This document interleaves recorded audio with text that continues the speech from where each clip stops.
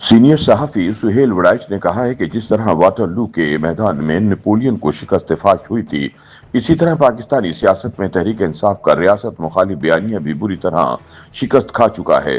उनका कहना है कि पाकिस्तान किसी सूरत ईरान और अमेरिका जंग में फरीक नहीं था, मगर पाकिस्तानी अस्करी और सिविलियन क़यादत ने बतौर सालिस जो किरदार अदा किया, इसने पाकिस्तान को अंदरून मुल्क सियासी बयानिए में वाटरलू जैसी फतह दिला दी है। लिहाजा अब तहरीक इंसाफ वाले कोई नई कहानी बनाएं। रोजनामा जंग के लिए सियासी तजिए में सुहेल वड़ाइच कहते हैं कि आम फहम जबान में वाटरलू को एक अहद के खात्मे और नए अहद की शुरुआत समझा जाता है। पाकिस्तान के मखसूस सियासी हालात में अमेरिका ईरान जंग का जो भी मुस्तकबिल हो, कोई जीते या हारे, सुलह हो या लड़ाई, पाकिस्तानी सियासत का वाटरलू हो चुका। इस वाक़े से पहले की सियासत सिरे से और थी और इसके बाद की सियासत सिरे से और होगी। उनके मुताबिक नेपोलियन बोनापार्ट कहा करता था, मैं ही इनकलाब फ्रांस हूँ, लेकिन जब नेपोलियन ना रहा तो सब कुछ बदल गया। पाकिस्तान में भी तब्दीली और इनकलाब के नारे लगते रहे हैं, मगर ताज़ा वाटरलू ने तब्दीली और इनकलाब के नारों को दाग लगा दिया है। नए पाकिस्तान और तब्दीली के नारे लगाने वाले और इसके मानने वालों को कौमी और बैनुल अक़वामी हालात ने मुकम्मल तौर पर पस मंजर में धकेल दिया है।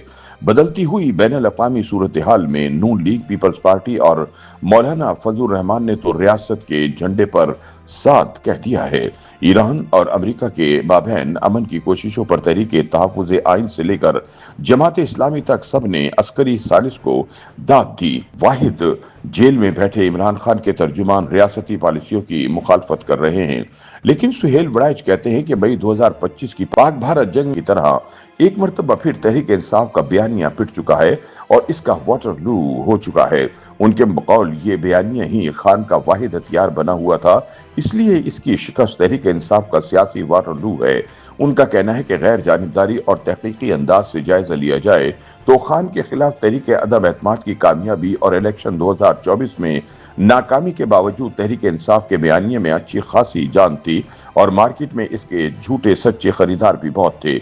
ओवरसीज पाकिस्तानियों में ये बयानिया बहुत तेजी से बिका, मगर ट्रंप के दूसरी बार सदर बनने से लेकर आज तक तहरीक इंसाफ के यूट्यूबर्स और इनके चाहने वालों ने जो बयानिया बनाया है वो बार बार ना सिर्फ पिट रहा है बल्कि इनके झूठ को बेनकाब करके इनकी बदनीयती और मुल्क दुश्मनी को भी अया कर रहा है। सुहेल वड़ाइच कहते हैं कि किसे याद नहीं कि सदर ट्रंप के मुंतखब होने से पहले यहाँ सीना तान कर दावे किए जाते थे कि ट्रंप आएगा तो अगले ही दिन खान रिहा हो जाएगा। फिर अमेरिकी कांग्रेस के कुछ लोगों को पाकिस्तान के खिलाफ प्रोपेगेंडे पर लगा दिया गया। कभी ट्रंप हुकूमत के किसी रुकन का नाम लेकर तब्दीली का इंतजार किया जाता और कभी हुकूमत को इक्तिसादी और दिफाई पाबंदियों से डराया जाता, लेकिन यूथियों के तमाम अंदाजे 100% गलत साबित हुए। पीटीआई के सियासी वाटरलू में शिकस्त के असबाब वहीं से शुरू हुए। पाक भारत जंग में इन्हीं यूट्यूबर ने भारत से उम्मीदें बांधी। जंग के नताइज पाकिस्तान के हक में निकले। पाकिस्तान ने न सिर्फ भारत को शिकस्त दी बल्कि दुनिया ने भी 70 साल बाद वाकई माना कि पाकिस्तान फतह याब हुआ है। ये सियासी वाटरलू की दूसरी शिकस्त थी जो इंसाफी बयानिए को हुई। सदर ट्रंप ने जंग के बाद फील्ड मार्शल और पाकिस्तान की फैसलाकुन फतह की तारीफ शुरू की तो समझा गया कि ट्रंप भारत और मोदी को दबाने या नीचा दिखाने के लिए ऐसा कर रहे हैं, मगर सदर ट्रंप का पाकिस्तानी फील्ड मार्शल और वजीर आजम की तारीफ का बयानिया मुसलसल जारी रहना तहरीक इंसाफ का तीसरा सियासी वाटरलू है।